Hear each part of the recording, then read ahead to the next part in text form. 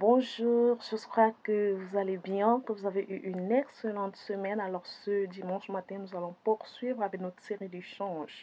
Nous avons choisi pour le mois d'avril sur notre chaîne de débattre de l'entrepreneuriat jeune, de l'emploi jeune dans le contexte camerounais précisément. Alors nous avons déjà eu à mettre un accent sur les droits et obligations des travailleurs ainsi que l'accent sur l'entrepreneuriat et les droits des entrepreneurs, sans oublier de faire la différenciation entre le travail en tant que salarié, l'emploi en tant qu'entrepreneur ainsi que l'auto-emploi.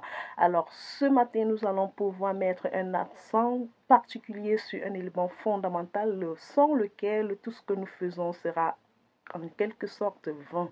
Nous sommes en train de survivre au lieu de pouvoir vivre et profiter de la vie, en exerçant tant pour moi cette tâche, ce travail, cette fonction qui nous est dédiée et qui, pour la plupart, a pour finalité de pouvoir avoir une rémunération, un salaire en fin de compte.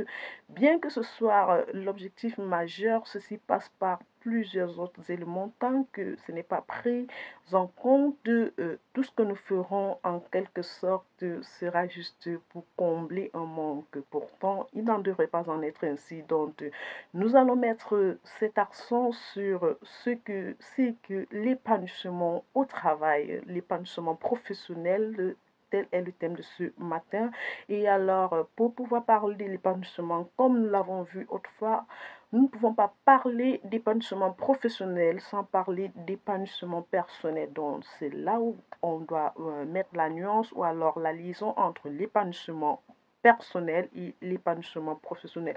L'épanouissement en lui-même étant tout simplement un état de plein développement quand on parle professionnellement. Donc, l'épanouissement professionnel consistera donc à cet état de plein développement de ses compétences afin de pouvoir être plus performant et de pouvoir offrir le meilleur de soi pour la croissance et la meilleure performance de toute organisation, de toute entité ou de toute entreprise dans laquelle nous exerçons, nous évoluons, soit en tant que travailleur, soit en tant qu'entrepreneur.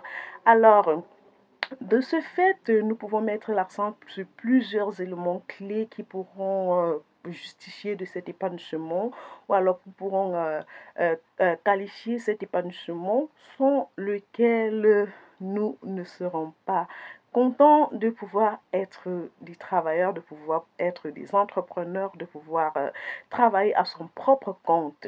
Alors, ceci passe par quoi? Premièrement, nous allons mettre un accent ici sur le bien-être et physique, le bien-être mental, qui aura pour finalité de pouvoir permettre à ce que l'individu puisse être fidèle en ce qu'il fait, fidèle à l'emploi pour lequel il exerce, fidèle en l'entreprise pour laquelle on a la responsabilité de diriger.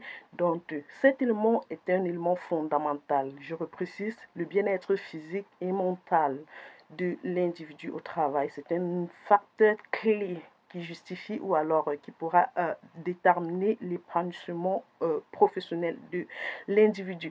À côté de cela, nous allons avoir le fait que l'épanouissement professionnel se justifiera par le fait que dans l'entreprise, nous aurons un taux d'absentéisme très réduit.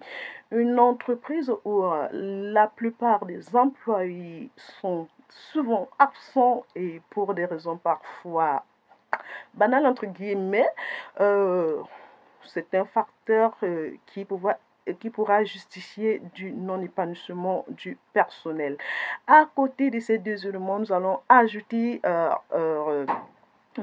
pouvoir ajouter le fait que l'employé ou alors l'individu qui est épanoui dans son travail aura moins de problèmes de santé.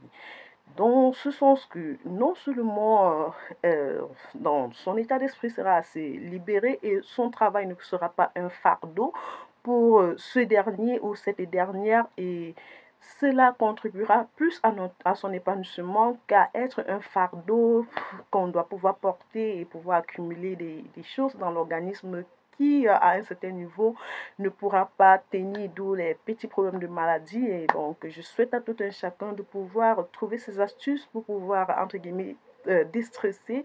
Dans les entretiens d'embauche, on dit vous devez avoir la capacité à résister, entre guillemets, au stress. Donc, la vie est déjà très stressante. Si vous, en tant qu'individu, n'avez pas vos astuces pour pouvoir éliminer, évacuer en cas de stress, donc ça serait un problème majeur pour votre épanouissement professionnel. À côté de cela, nous avons le fait de créer et d'entretenir un environnement de travail sain et positif.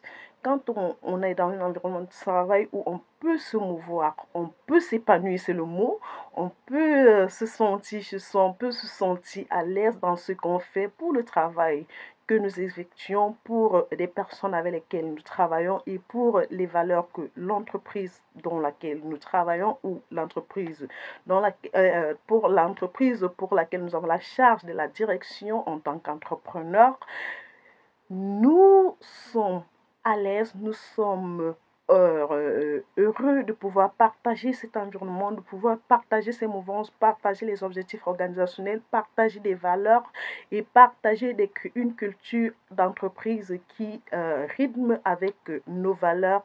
Là, ce serait un facteur clé qui pourra justifier de votre épanouissement au travail.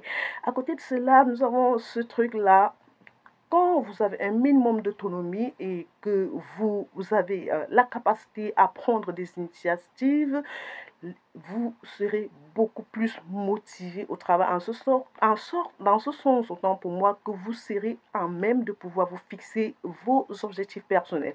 En plus des objectifs organisationnels que l'entreprise pour laquelle vous travaillez ou alors que vous dirigez aura à vous imposer le fait que vous ayez un minimum d'autonomie ou alors que vous ayez cette capacité de prise d'initiative vous boostera certainement à pouvoir vous fixer des objectifs personnels qui vous permettront de surpasser et donc dans ce sens-là, vous ne vous limiterez pas tout simplement, entre guillemets, à votre job description, les tirets qui sont là dans votre job description, vous chercherez à offrir un peu plus que ce que l'entreprise attend de vous. Et ça, c'est un facteur qui justifie de votre épanouissement au travail. Je pourrais continuer, mais je vais m'arrêter ici et j'espère que ces éléments-là, si vous ne vous retrouvez pas dans au moins ce 3 à 4 de ce que je viens d'énumérer ici, ça là justifierait que vous avez encore du chemin à faire, vous avez encore